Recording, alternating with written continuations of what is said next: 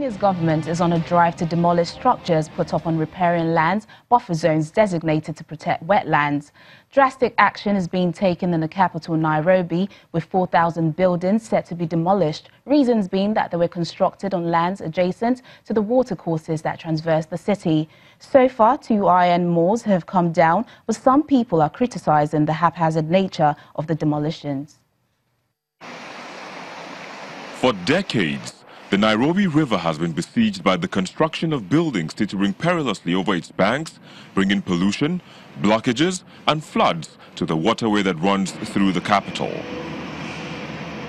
The government is taking bulldozers to the problem in a demolition campaign begun this month that has leveled shopping malls, a petrol station and a coffee shop in Nairobi to the horror of business people who insist that official permits prove their buildings are legal.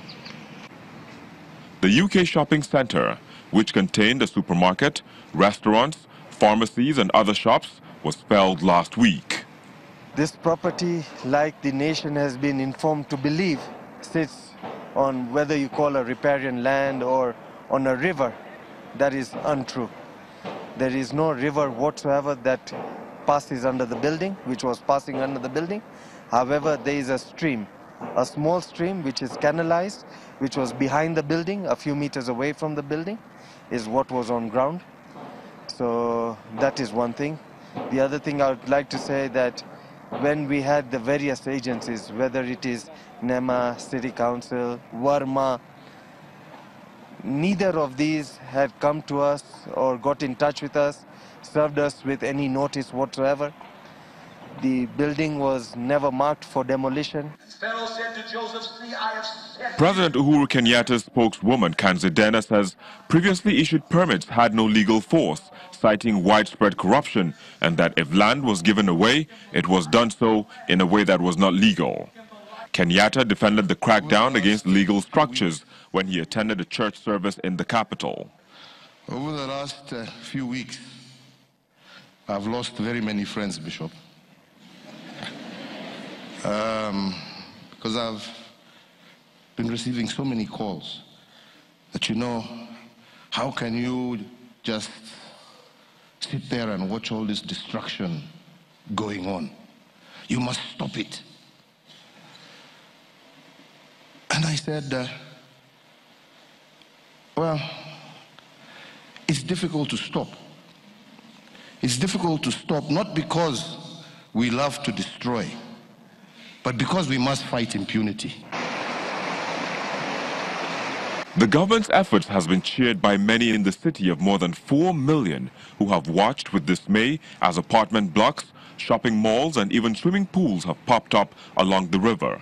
The government is doing a good thing to stop the impunity that is going on in this government in the country. For me, according to my opinion, it is a loss, but again, the same in equal measures, I can say that it's a good thing. It is unclear how many buildings are at risk of being demolished, but Kenyan media says there is a list of 4,000 unsafe buildings in Nairobi earmarked for demolition. Once known as one of the most dangerous places to live in the world because of militant group Al-Shabaab, Somalia has been gradually changing narrative. Now, it is referred to as one of a nation of poets, drawing home Somali origin poets, one of whom is Hassan Gedi, who's at the Mogadishu annual book fair for the first time. Here's how the event went down. Mogadishu's annual book fair has opened its doors to all and sundry. The 3-day literary festival brought together writers, scholars, authors, intellectuals, poets and musicians from Somalia and the diaspora. More than 36 authors and 20 renowned poets from the Middle East, Asia, Europe, North America, the Eastern Horn of Africa region attended the festival, where more than 2,000 books were available.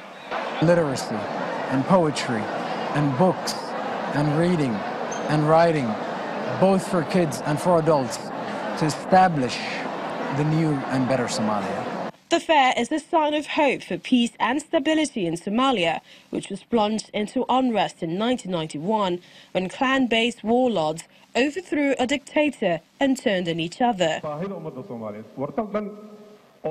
The African Union mission in Somalia, AMISOM, has helped maintain a fragile peace since Islamist group Al-Shabaab was pushed out of the capital in 2011. The militants, however, continue to mount attacks and threaten security. This did not keep Somali-Canadian novelist and journalist Hassan Gedi Santur from attending the fair for the first time.